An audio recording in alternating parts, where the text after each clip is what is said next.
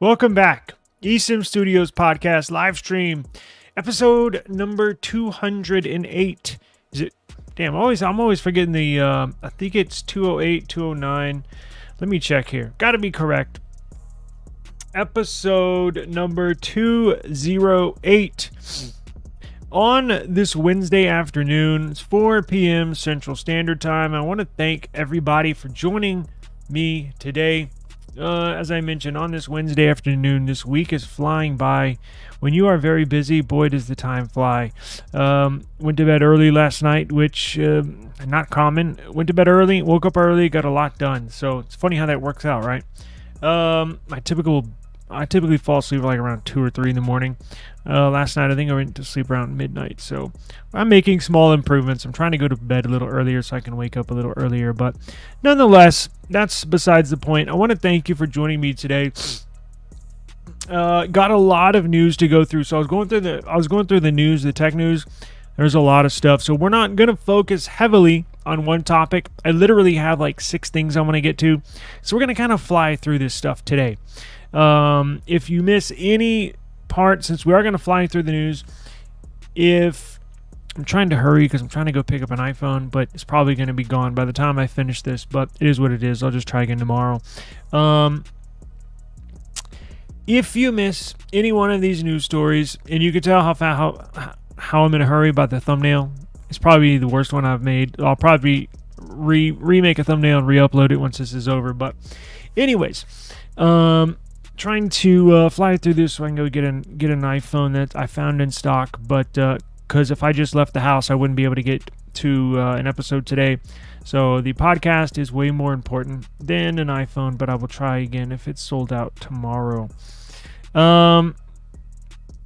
Appreciate everybody joining us. So if you do miss one of these news stories that we're going to discuss, you can always, I'm streaming across multiple platforms.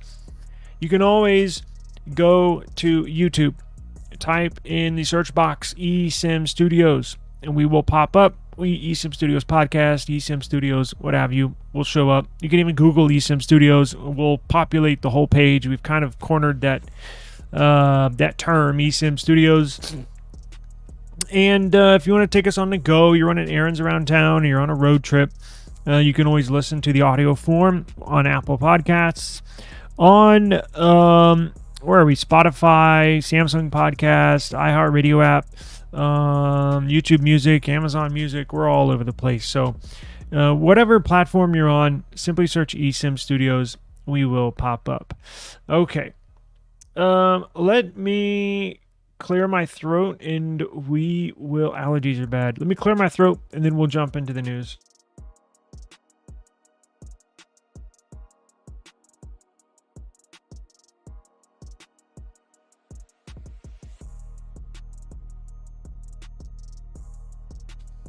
All right, we're back. So let me go ahead and share the screen and show you what I got. I got 1, 2, 3, 4, 5, 6, 7, 8 topics. Lord have mercy. All right, so let's get into it, right? So we'll start what's on the screen, right? So I mentioned the other day that Apple is getting ready to... So they not only launched the new iPhone 16 series, but it also looks like Apple's getting ready to launch a new iPhone SE. Last one was 2020. SE3 was 2022. So they're long overdue for a new iPhone SE. Now, this one's going to be different than the previous models. This one's going to look similar to an iPhone 16 minus one camera on the back. You can, if you're looking at the screen, you're looking at the new iPhone SE, SE4. Now, I don't know if it's going to be 2024, 2025. We'll get into that shortly. But it looks very similar to the iPhone 16. In the iPhone 16 Pro and Pro Max have the 3 cameras on the back. iPhone 16 and 16 Plus have those 2 cameras on the back. This iPhone SE4 just going to have 1 camera on the back, following similar history of that design, right? The iPhone SE, every model they've put out has only had 1 camera. again, it essentially looks like an iPhone 16 with just one camera. Now it will be smaller. It's not going to have the physical home button anymore. And we don't know if it's going to have the camera, the physical camera button on the side. I doubt it. It's going to be cheaper, trying to be in that sub 500 range, maybe 449, maybe 499. But I doubt they're going to put that dedicated camera button on the side. And it's for sure going to have a 60 hertz display. But it should have the Apple A18 CPU, which we'll get into shortly, because it looks like there's a little more of a difference than meets the eye to the Apple A18 Pro versus the base A18. It's more of a difference than we originally thought. We originally thought the Pro is just an overclocked model, and the base A18 CPU that's in the base model iPhone 16s appear to be different schematics. So it looks like this will have a A18 in there, non-Pro.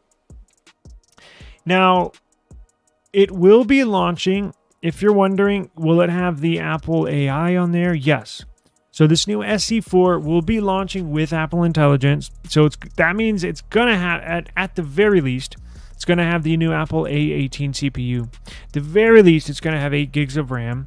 Well, I wouldn't expect any more, but if you're running Apple AI, that was the very base minimum that Apple would put on their phones. Even the non-pros this year run the AI model, or will run the AI model whenever it's released. So if this is expecting to run the AI stuff, it's going to have the A18 CPU, not the Pro, the regular. It's going to have 8 gigs of RAM. It's going to have one camera on the back. It's going to have 60 hertz display.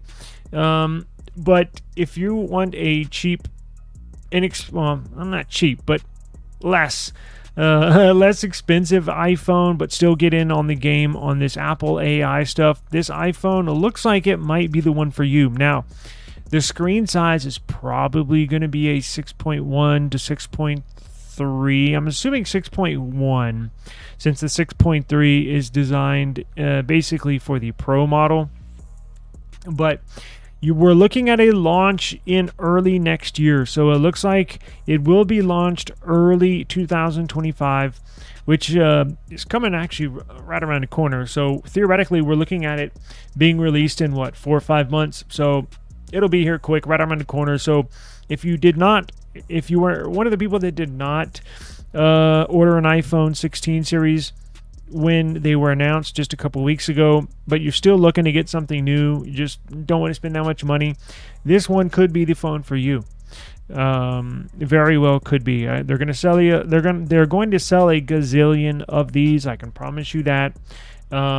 So just know that a new iPhone SE is right around the corner. This is the official look, official renderings of the iPhone SE. Now let's get into that CPU, right? So the CPU that I mentioned earlier, Apple's A18 Pro, the one that's in the Pro 16 Pro and Pro Max, the die size, meaning its foundation size, I guess is the best way to put it in layman's terms, is only slightly bigger than the A17 Pro. So closer analysis of this A18 Pro reveals a bigger SLC cache than the A18, plus more differences. So again, as we look a little more into it, you see the schematics. We're finding out there's more of a difference than we initially thought between the A18 Pro CPU that's in the 16 Pro and Pro Max and the stock A18 CPU that's in the 16 and 16 Plus. So a die shot comparison of the A18 and A18 Pro was revealed yesterday, making it the first time that Apple's second generation 3 nanometer chipsets powering the iPhone 16 models were examined with a closer eye. Now, unfortunately, lack of identification meant that we could not decipher which component was present on which part of the two SoCs. So it's difficult to conclude the exact differences between them. But thankfully, we got a closer look at the A18 and A18 Pro, revealing their physical die size measurements and so much more. Now, let me click on this link and see if it brings up the actual photos. There's that shows a new comparison that reveals that the A18 may not be based on the A18 Pro. Both units could be entirely different architecture. That's what I'm getting at. Deeper inspection by High Yield reveals that the A18 Pro has a 105 millimeter die size, while the A18 measures only 90 millimeters. So you're looking at a 105 die versus a 90 millimeter die. The bigger die allows Apple to add a larger SLC cache and an additional GPU core, which you can clearly see in the comparison. Most of you know or might not know that the bigger cache can result in improved performance, which is why in some benchmarks the A18 Pro has the upper hand despite featuring the same CPU clusters than the A18, only being separated by a single GPU core. So it does look like they are slightly more different than we initially first thought. Let me see if I can pull this photo up. Here we go. Where are we at? Here we go. So here's the picture. Is that being seen? Okay, good. So here's the picture. A18 front side die shot, A18 back side die shot. So this is in the 16 and 16 Plus and probably the SE4. Now let's look at the Pro. So here's the A18 Pro die side front shot and A18 Pro back side die shot. As you can tell, it's kind of hard to tell since I have to scroll up and down and they're not side by side. From the naked eye, it looks fairly similar, but the measurements are different, right? So could mean that they are, one is just slightly bigger than the other, and that the difference is more than just one GPU core. Because in the initial launch, that's basically what Apple was displaying and showing all of us, that the A18 Pro, obviously a Pro variant, and having one more GPU core, but that's what this report is showing us, that that's not entirely true, that one GPU core does not separate, that is not the difference between the two CPUs. One is actually sitting on a bigger foundation, right? So they're actually two separate CPUs, not just the same CPU minus one core. So that's basically, in layman's terms, what we found out this morning. So I'm going to link everything down below. So if you want to dive into it a little more in depth, you certainly can.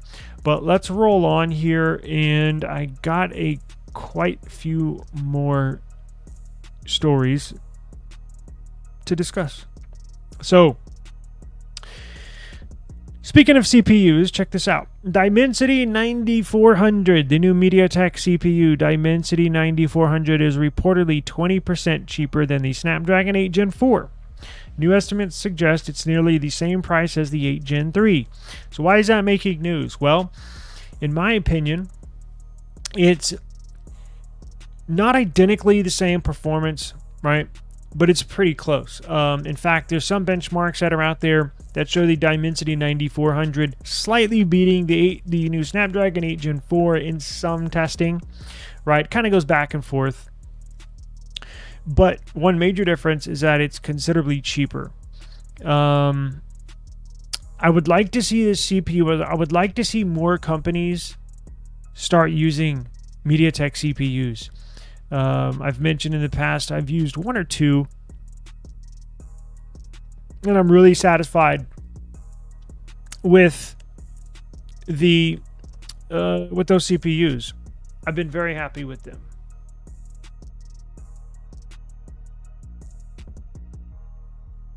Give me 1 second. There we go. Sorry, I lost the audio in my ear. Now, that could play a difference. Now, if you're in this is another idea that it's an unfortunate realization that if the Snapdragon 8 Gen 4 is 20% more expensive than the 8 Gen 3, if it costs the manufacturers more per part, meaning per device, if they have to pay Qualcomm 20% more per 8 Gen 4 CPU, the companies, Samsung, OnePlus, is probably going to pass that 20% increase to you, which means higher prices once again for the 2025 flagship models, Android models that are going to be rocking the Snapdragon 8 Gen 4. I doubt these companies will keep the prices the same and eat that 20% increase, because all of these companies all have numbers they have to hit every year. They all have goals as far as earnings that they want to hit every year, as far as revenue that they need to hit every year, as far as units sold every year. And now, obviously, increasing the price might change some people's mind, but I doubt we're going to see the same prices. Now, 20% higher, not on the overall cost of the device, just 20% higher on that specific part. I think you know what? Let's look that up on the fly.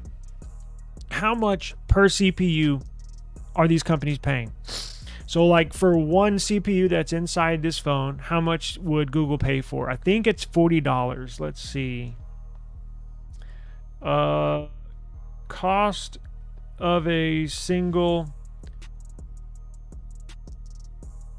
Snapdragon 8 Gen 4 CPU per device.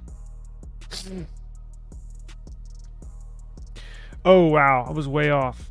So, now I'm getting two. So, Snapdragon 8 Gen 4 orders. It says, estimated cost per unit of the 8 Gen 4 could reach up to $240. Wow, that was way higher than I thought. And now here's another report. A single Snapdragon 8 Gen 4 CPU is estimated to cost around $190.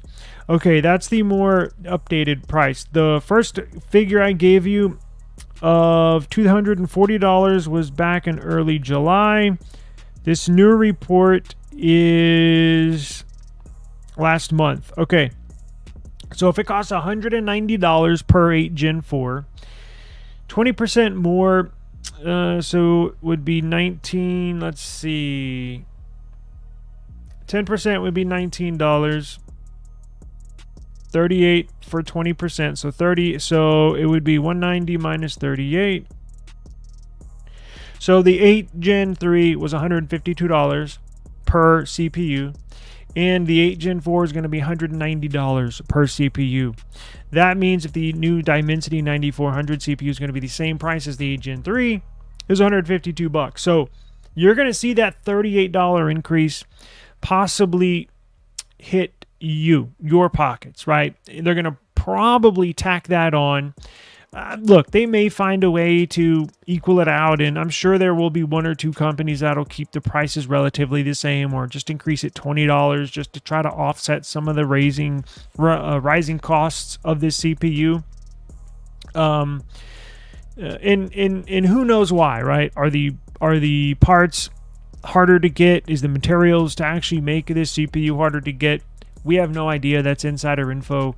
I might try and look into that, but very interesting to know that the new Dimensity 9400, that's a big deal when it comes to Samsung, when it comes to Google. Well, Google's already signed, sealed, and delivered for TSMC, but OnePlus, right? Maybe if they don't put maybe in their OnePlus Nord, or what about nothing, right?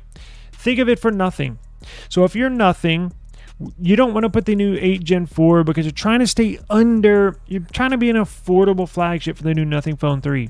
Well, if you can get a CPU that's just as fast, basically, as the best Android phone that's going to have this new Snapdragon 8 Gen 4. However, you're going to pay last year's prices for a nearly identical to the 8 Gen 3. I bet nothing might put this MediaTek chip inside the Nothing Phone 3. Because when they came out with the Nothing Phone 2, when that was released, that had, at that time, they put in last year's, at that time, the year before that, flagship CPU, which was the Snapdragon 8 Gen Plus 1. So if they do that same thing this year, they could probably either put the Snapdragon 8 Gen 3, or they can put the beast of a CPU, the new MediaTek Dimensity 9400, in their device, and it will cost them the same as a Snapdragon 8 Gen 3. Plus, on benchmark testing, it'll be just as good as the S24 Ultra, as the S25 Ultra, as the OnePlus 13, all the latest and greatest flagship Android devices. So, I'm just saying, there's been no reports yet, but I wouldn't be surprised if nothing hits up MediaTek and tried to negotiate a deal to put this new Dimensity 9400 in the new Nothing Phone 3, which should be out in the first quarter of 2025. I have not seen any leaks or any rumors yet, but I'm expecting to see some before the end of the year. So here in the next 4 to 8, maybe 4, 6, 8 weeks, I'm expecting to see some sort of leak, some sort of rumor, and absolutely cannot wait. I'll be the first to jump on that device. Nothing, one of my favorite phone companies, phone manufacturers, so I cannot wait for that device to come out. Strongly, I would like to see them put that new Dimensity chip in there if it's the same cost as last year's flagship. So be on the lookout for that. Now, let's see what we got here. Got a couple left here. So I know the new iPhone 16 just came out. Sorry. I knew the new iPhone 16 just came out, but check this out. I love roadmaps. I like talking about future devices. I love talking about the business. I love the design. I love the business of cell phones. I love cell phones, mobile technology, everything about it. So there's a lot of tech channels out there that you're not going to hear this from, or they'll never discuss, but that's why you come here to eSIM Studios, because I love to discuss future devices and what the Apple's planning and the roadmaps of Google and planning for stuff. Check this out. iPhone 17 Pro could merge the action button with the volume buttons, possibly inspired by its own camera control hardware. Now, if you're looking at this picture and you're like, what the hell? That's not an iPhone 17, is it? Think again. So, if you watch this channel, we've discussed Apple's roadmap, and it's been on the point, on the mark. Probably 90% of the stuff that I've brought forward has been correct.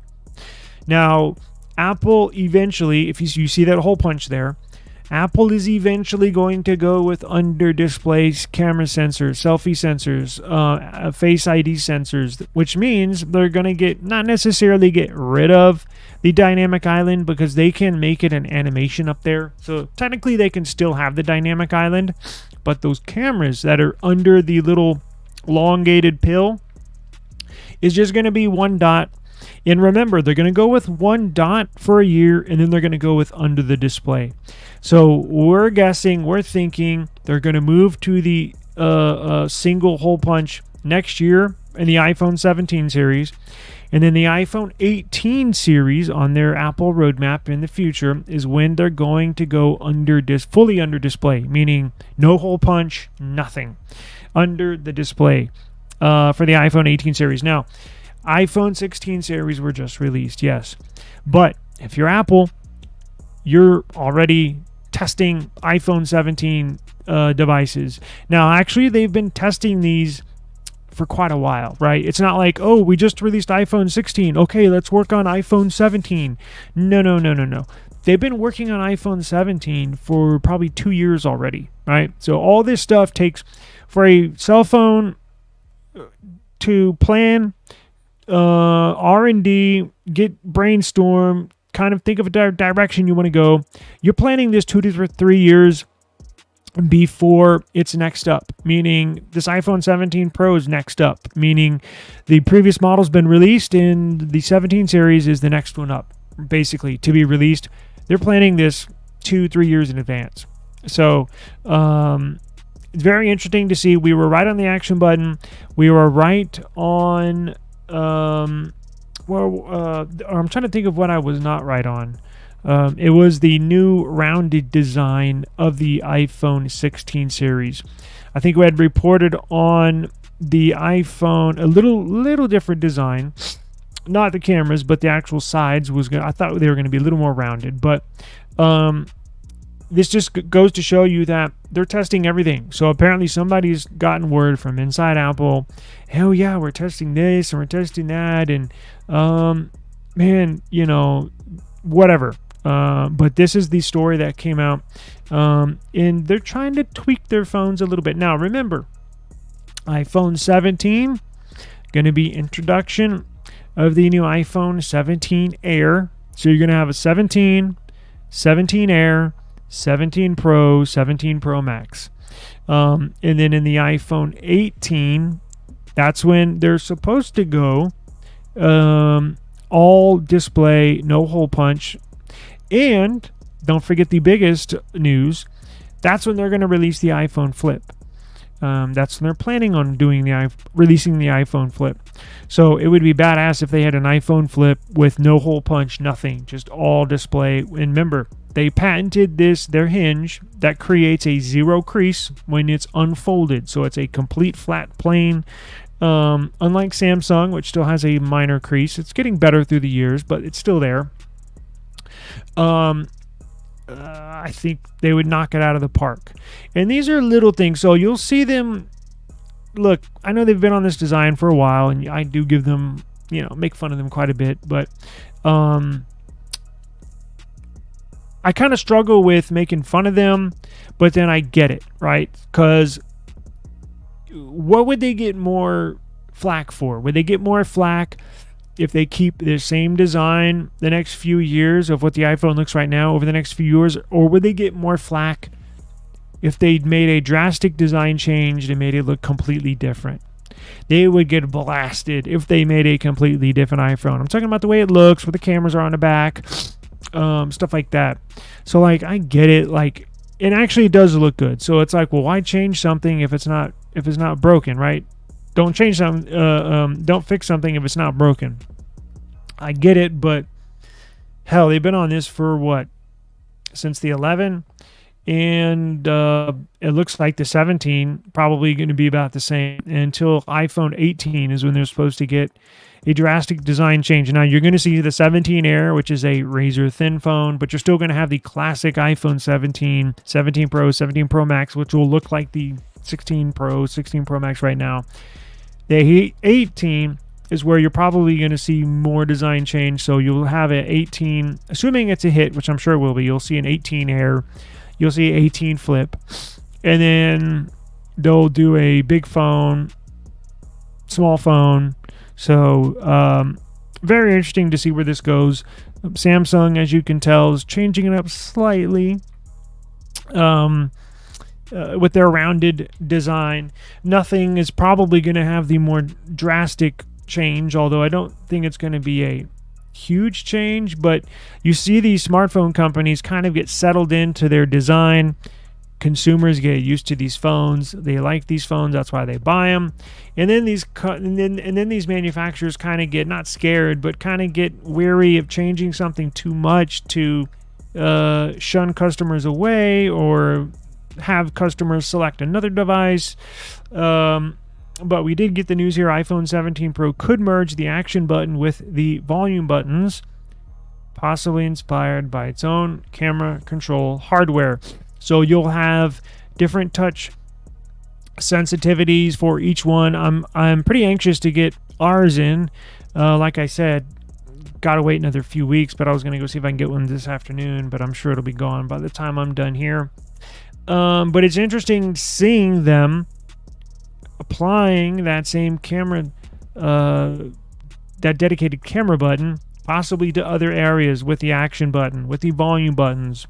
There was a report that they were going to have a buttonless iPhone, meaning no buttons whatsoever, no, just a solid unibody of display and back, right? No buttons. It was going to be like a touch oriented, depending on how hard you touch the side of a phone, the volume will go up, power will go on.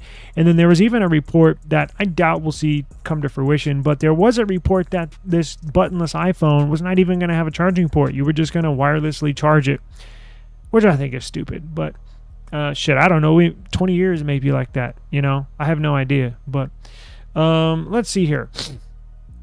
I'm basically running out of time, but Samsung's new 3 nanometer, man, these ads are serious.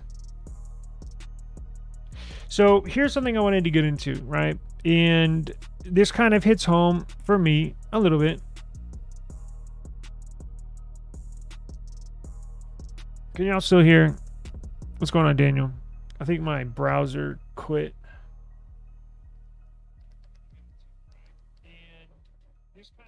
Yeah, y'all got me. Hang on.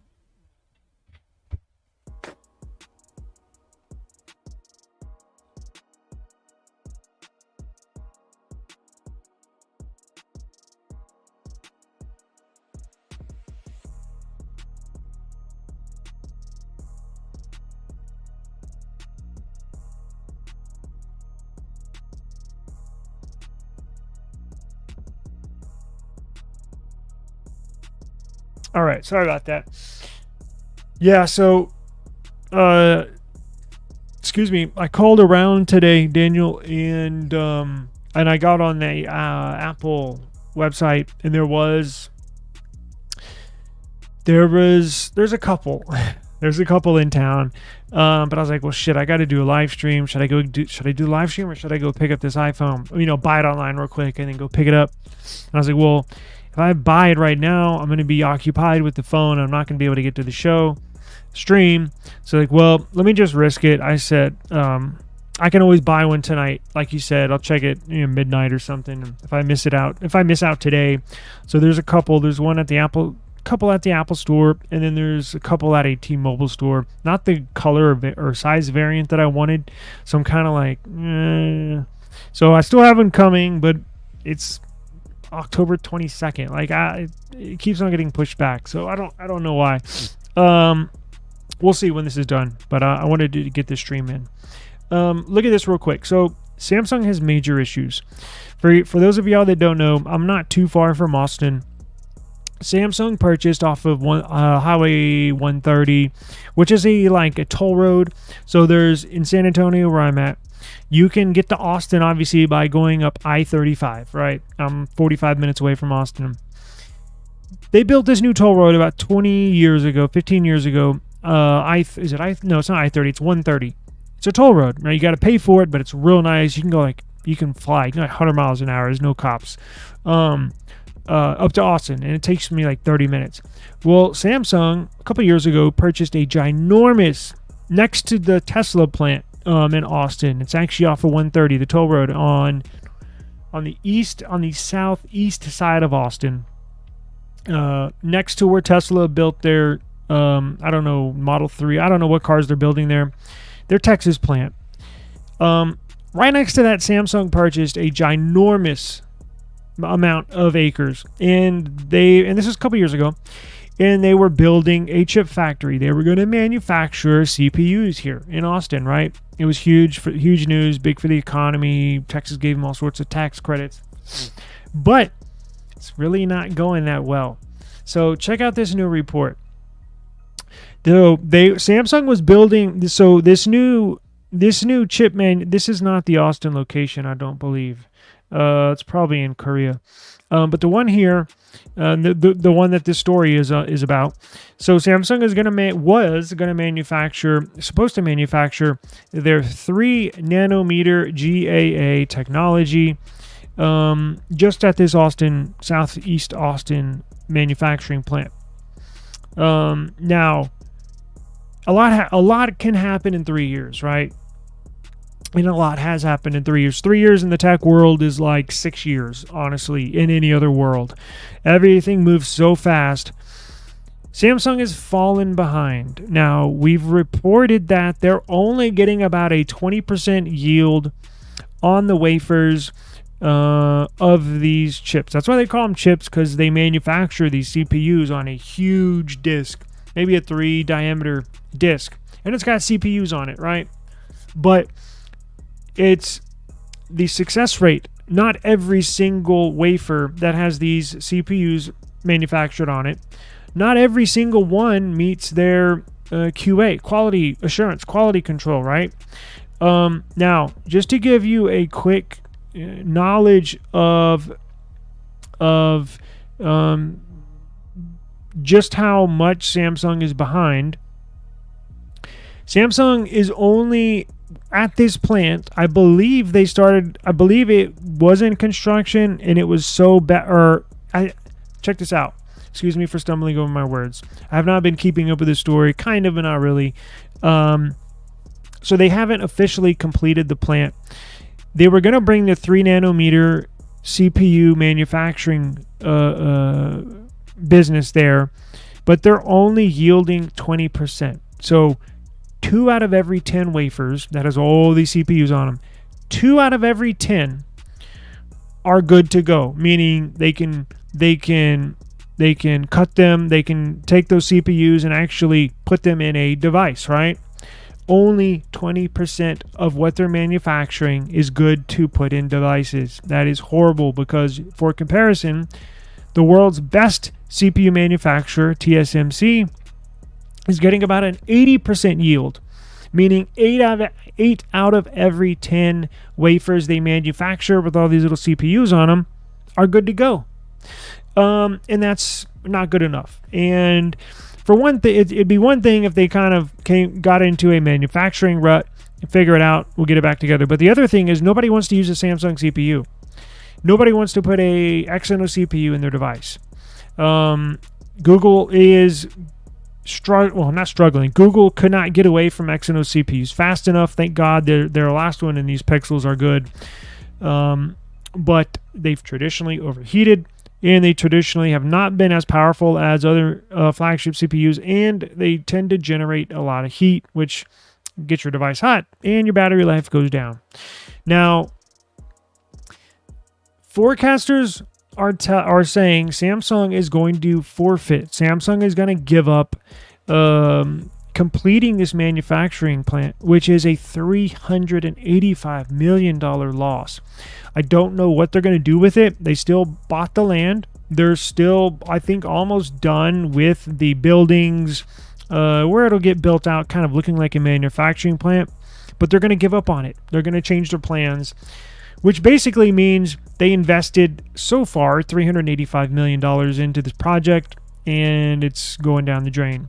Simply because new customers. So Samsung has failed to attract new customers because of unstable yields. Only 20% is actually hitting devices that they produce, and they're not even that good to begin with. So you can see what a rut this is for Samsung. I don't know what they're going to do for the future. Failing to make a mark in the foundry business means that Samsung has garnered a measly 11.5% market share compared to TSMC, which dominates the sector. Now, let's get into TSMC. An absolute... whatever they plan to do with that, I'll let you know. I'm not sure many of y'all have interest, but it is something. So Samsung may have to give up their CPU business. I have no idea. But let's get into TSMC. TSMC is so good at manufacturing CPUs that the tech minister, or the minister there in Taiwan, somebody associated with the government of Taiwan and TSMC, is claiming that they're so good, they are 10 years ahead of China because of their 2 nanometer tech. 2 nanometer means the node, right? So look at this wafer. So that's what I was talking about right here. So they produce this is a wafer. That's why they get the name chips. And you can see each CPU. So there's what, probably 70 CPUs in that one wafer. So remember, Samsung's only producing 20% that are good, meaning that they can actually put in devices and they have to throw away the other 8 out of 10. TSMC is doing the opposite. TSMC is so good at it. Now they're on 2 nanometer. They're 80%, 8 out of 10 are good, and that they put in devices, and 20%, who knows what they do with them. But their technology, it's not just their high yield rate. The technology, how they manufacture these, how they pack these, is world renowned. Nobody else does it. They actually have a process that's patented, and the TSMC tech minister says they're 10 years ahead of China. So China has desperately been trying to get into the CPU world, the chip manufacturing world. Now, not much knowledge, not much information has come out of China in regards to their manufacturing process, what they're being put in, what they're being used for. I wouldn't use a Chinese CPU if you paid me, right? If China came to me next year and said, hey, I'll pay you $1 million.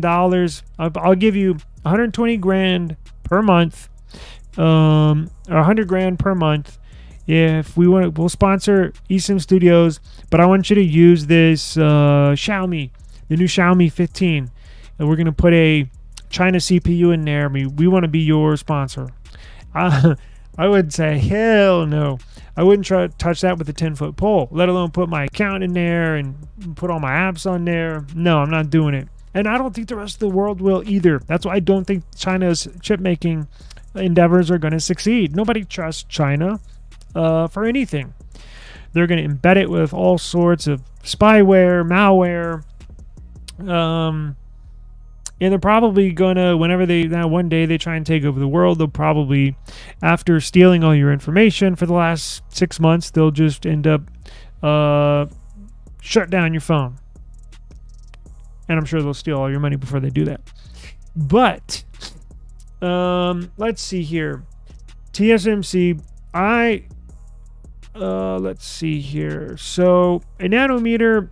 Well, I won't go down the whole entire manufacturing process. It is a lengthy, and it's not hard to explain, but it is hard to, I would love to go, absolutely love to go tour. I would love to go to Taiwan and tour their facilities. I know they essentially have something like that where you can tour. I've seen some tech channels do that.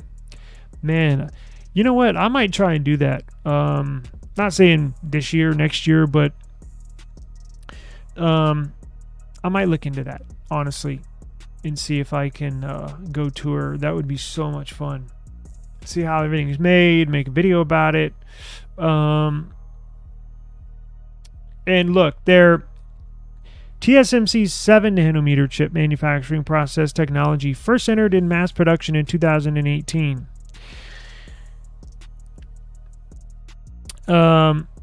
Now progressing to 2 nanometers since then, the pace of evolution in semiconductor manufacturing is not linear if the chip manufacturers do not have access to the same machines. So the way that they make them is very special. Now they're probably going to get settled in on 2 nanometer. Now they're because every year, like going back to 2018 when they introduced a 7 nanometer node, that just tells you another way to measure how big it is, right? Nanometer is a measurement, obviously, and it gets smaller and smaller and smaller every year. So it went from 7 nanometers in 2018 to 6 nanometers in 2019 to 5 nanometers in 2020, and then it continues to go smaller and smaller and smaller. But you can't go down all the way to 0. You won't have a CPU. So that's basically, I think, where we're at now. And even because if they could have gone down to 1 nanometer, look, I'm sure they've tested everything, and I'm sure they've tried to get one. I'm sure they've tested 1 nanometer nodes. Again, you can't go down to 0 because there would be nothing. But I think they've settled in on 2 nanometers. I think that's where we're going to settle, at least for the near future. I say future, maybe next couple years. But they're already on their second generation 2 nanometer node. So they've already produced a 2 nanometer, which is in many flagship CPUs right now. But I believe they're on this 8 Gen 4 will be on the second gen of the 2 nanometer.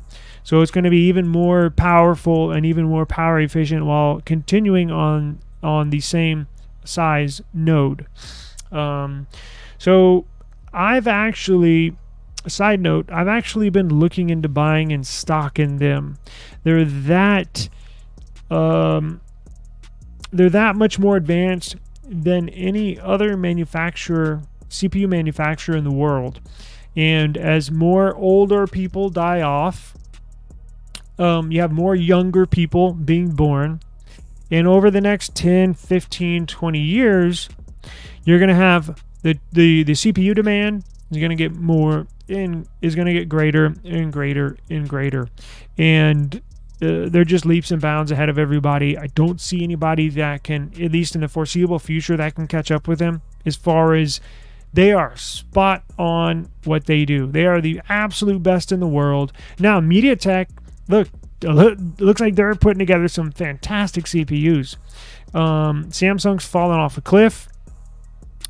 Who else manufactures? Actually, you know what? I'm stupid. I think MediaTek CPUs are manufactured by TSMC. I'm thinking of manufacturer. There's TSMC, there's Samsung, and China is trying to manufacture. And if I'm missing a CPU manufacturer actually who puts them together, please leave a comment. Because at the moment they don't have any competition, right? So, in my opinion, I think it would be a good investment. Don't take my advice. This is not financial advice, but I have been looking into it the last 3 to 4 days. I think I'm going to make a minor investment into them. I just don't see the demand getting any smaller for them. In fact, I believe it's going to be the opposite. It's going to continue to grow higher and higher and higher. Now, to end this live stream, one quick story that really bugs me. Speaking of Samsung, and I want to get your opinion too, and I think I have the pulse on most people's opinion on this. So if you're not familiar, Samsung One UI 7, which has been delayed for a while, was supposed to be, when it was first announced, it was supposed to hit our devices already. It's been delayed. So this One UI 7 is supposed to be the biggest change for Samsung user interface, graphical user interface ever, right? Even biggest upgrade since even a bigger upgrade in the way it looks and feels than when TouchWiz turned into One UI. Do you remember that? TouchWiz, what was it on, like the Samsung, was it the S5 or S6? I think it had TouchWiz. And then when the S7, I think it was, no, it was S7. I think going into S8 is when they started One UI. Something like that. It's even a bigger change than that. So they're going to totally revamp animations. They're going to revamp basically everything. The code, apps, app drawers. They're going to have a scrollable app drawer up and down instead of side to side. But it looks like a really cool operating system. But there's one major issue that really bugs me, and I know it bothers a lot of people. So it appears that Samsung is going to copy Apple, unfortunately, copy iOS, and not just a little bit. It looks like they're going to copy them a lot, which I do not like, because it just incurs more people to make fun of Android, more people to make fun of Samsung. It just generates more laughter and more trolling from Apple fanboys to shit on Samsung, right? And I love Samsung phones. I use them. I have a Samsung phone in my possession for years. But I'm not happy about this. So their Samsung Gallery, here we're looking at the new S23 Ultra, the new Samsung Gallery app. You know how Samsung Gallery has the kind of flower, is it a flower looking animation? Well, look at this. Look at this. So One UI 6.1.1, which we're on right now, has the gallery app on the left. Samsung One UI 7 gallery app is going to have the icon on the right, which is exactly identical to Apple to iOS gallery app. You could have picked any other design in the world. You could have even had my head on there, right? You could have a picture of a squirrel. Anything except Apple's gallery icon. What are you doing? Now, I hope Samsung CEO steps in, because when Samsung released the new Galaxy Buds 3, he was apparently very upset that essentially they look like AirPods. The charging case, how you open them, they're the stem design. They look pretty damn similar. Now they do have one slight difference, where instead of it being a cylinder that comes down on the stem out of the earbud, it's actually like a triangle design. But if you look at them in a certain way, they look identical, right? Just a little different color, that gray, black, but they have white ones. The base Buds 3 and Buds 3 Pro look very, very similar to Apple. There was a story that came out last month that Samsung CEO was livid, was very upset. In fact, was raising his voice and, from what I read, cursing people out in a boardroom meeting. And so Samsung has many divisions, right? They make washing machines, refrigerators, they make vacuums, air freshener, air filters, phones, obviously. So each Samsung they have a mobile division. They have a houseware division. They have an accessories division. And then like Samsung mobile division has a head of the mobile division, and then he oversees everything underneath him in the mobile division. But he has to answer, head of the mobile division has to answer to the head of Samsung. How the Samsung CEO was not briefed before the release of these products that they copied Apple on, how they could just push those to get manufactured and approved and put for sale without the Samsung CEO even seeing them, blows my mind. Because this story came out that he was very upset at them copying Apple after these buds were released. And the watch, it was the Watch Ultra. He was upset at the Watch Ultra. Which tells me, if the story comes out weeks after the devices are launched, that tells me he had no idea what these looked like. And this story only came out when he found out what they look like, when we found out what they look like. How is that even possible? And I pray to God that he changed something internally and says, all right, well, you have to run it through me every time we release something or do a major update or approve something. I have to give you the seal of approval instead of just pushing it through. Because when he sees this, he's going to flip shit. I mean, it's not just the gallery icon. The camera app, it looks just like Apple, just like the iPhone. What was it? Do I have photos? Check this out. Let's do a real quick search and I got to get out of here. The iPhone's definitely going to be sold by the time I'm over. What is it? One UI 7. So let's look at this. Images. So let me bring you over here. So Google One UI 7. I don't want iOS. I want 7. So we can look at this. So look at this. Look at this insane icon pack. Wait, this is on Samsung's website? Shit. God damn it. Look at this. Now you tell me, does that not look like Apple? Does that not look like an iPhone? So you have the camera app that looks like the iPhone camera app. You have the settings app, which looks like the iPhone settings app. I don't know what what does Apple use as their browser? What is it called? Safari? Does that look like Safari? Contacts looks just like the Apple icon. Weather, I think, looks just like the Apple icon.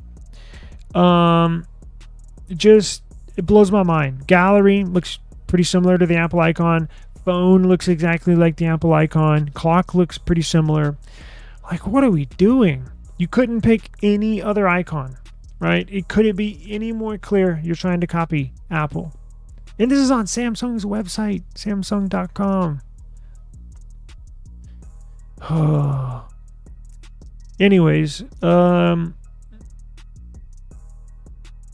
cannot believe this shit. Look at this. So we got, here's One UI 7. It's going to have new battery indicator, vertical app drawer, dark mode icons, Apple, dark mode period, smooth animations, create your own Galaxy avatar, Apple. Actually, I think Samsung came out with that first, but Apple made it popular. New home screen customizations, redesigned app icons, Apple. Galaxy AI is more advanced than ever. Beta early August. New lock screen customizations. Even the flashlight looks like Apple. Biggest change to One UI ever. Yeah, because you're going to turn it into a you're going to turn it into a iPhone icon pack or theme. That's basically what it is. Separate notification and quick settings for clutter-free experience. Jesus Christ. Well, I know I'll be installing a theme once my One UI 7 gets in. Just absolutely insane. Blows my mind that they're just letting this fly. Anyways, we'll leave it there. When does the OnePlus 13? Well, you know, it's supposed to be later this month. I think it was for... Let's find out. They changed it recently.